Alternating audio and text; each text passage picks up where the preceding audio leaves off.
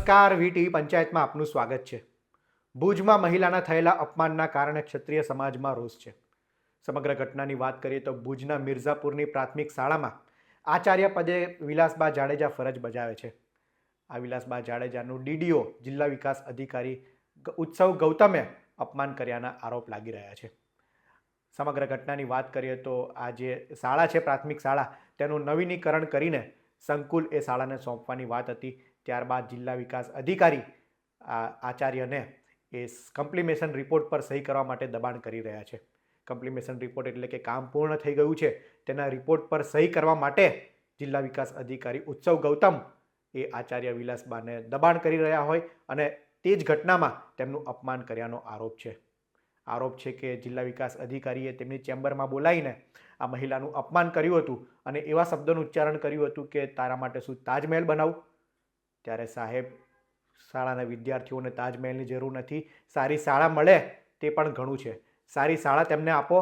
આ રીતના શબ્દ મહિલાને બોલવા એ કેટલા યોગ્ય છે? હાલ આ અપમાનના કારણે ક્ષત્રિય સમાજમાં રોષ છે। ક્ષત્રિય સમાજના મોટી સંખ્યામાં આગેવાનો અને લોકોએ કલેક્ટરને આવેદનપત્ર પાઠવીને ડીડીઓ વિરુદ્ધ કાર્યવાહી કરવાની ચીમકી ઉચ્ચારી છે।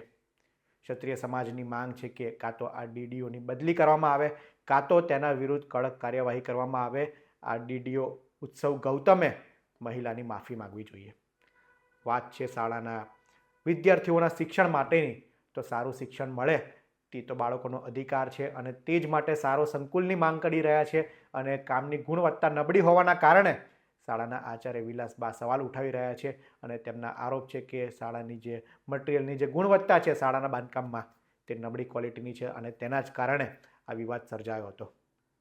ત્યારે સાંભળીએ આગેવાનોએ આ મામલે શું કહ્યું।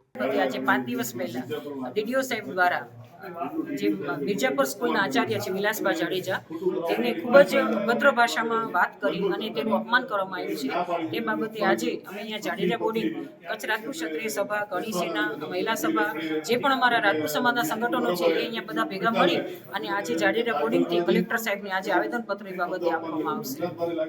આગળ શું તમારી નીતિ રહેશે? શું કાર્યવાહી? અમારી એક જ માંગણી છે કે કાં ડીડીઓ સાહેબની બદલી કરે અને કાં ડીડીઓ સાહેબ અમારા વિલાસબા જાડેજાની માફી માંગે। એના પછીના શું પગલાં રહેશે?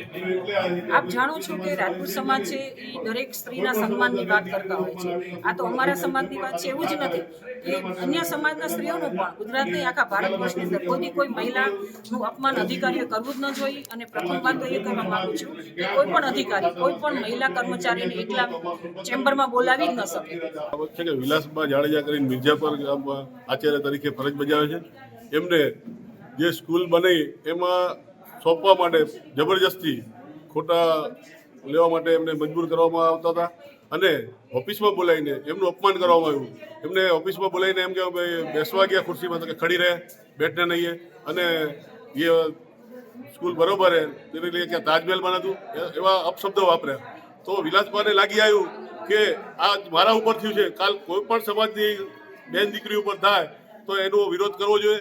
એટલે એમણે બહાર આવીને આનો વિરોધ કર્યો અને પહેલાં શિક્ષણ સંઘવાળા બધાએ જઈને એના આવેદનપત્ર કલેક્ટર સાહેબને આપ્યું અને પછી હવે અમે ક્ષત્રિય સમાજ, કડી સેના અને બધા ભેગા થઈને કલેક્ટર સાહેબને આવેદનપત્ર આપવાની અને ડીડીઓને કહેવા માંગીએ કે ડીડીઓને સસ્પેન્ડ કરે અને કાં અહીંયાથી બદલી કરે અને એના ઉપર જે ફરિયાદ નોંધાવવાની છે, બેને જે ફરિયાદની અરજી કરી છે તો એ ફરિયાદ પોલીસ લે। કારણ કે આ એક વસ્તુ આજે અન્ય કોઈ બી સમાજની દીકરી હોય, આજે આ આવેદનપત્ર અમે સમાજની રીતે નથી આપતા કે બેન દીકરી કોઈ બી સમાજની હોય એને આવું બીજી વાર કોઈ અધિકારી કોઈ પણ ખાતામાં, શિક્ષણ ખાતામાં કોઈ પણ ખાતામાં અપમાન ના કરે, એના માટે અમે આવેદનપત્ર આપી છે।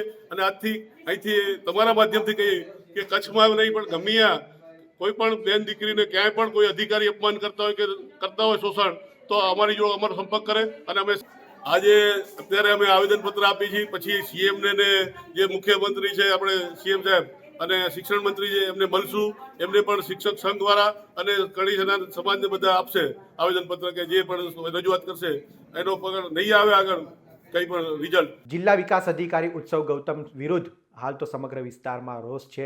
ક્ષત્રિય સમાજ માંગ કરી રહ્યો છે કે તેમના વિરુદ્ધ કડક કાર્યવાહી કરવામાં આવે। તેમણે મહિલાનું અપમાન કર્યું છે, મહિલા વિશે તેમણે અપમાનજનક શબ્દોનો ઉચ્ચારણ કર્યું છે અને જો તેમના વિરુદ્ધ કાર્યવાહી નહીં કરવામાં આવે તો આગામી સમયમાં મુખ્યમંત્રી અને શિક્ષણ મંત્રી સુધી રજૂઆત કરવામાં આવશે અને જો યોગ્ય ન્યાય નહીં મળે તો ઉગ્ર આંદોલનની પણ ચીમકી ઉચ્ચારવામાં આવી છે. ત્યારે આગામી સમયમાં જોવું રહ્યું કે તંત્ર આ ડીડીઓ વિરુદ્ધ કેવા પ્રકારની કાર્યવાહી કરે છે.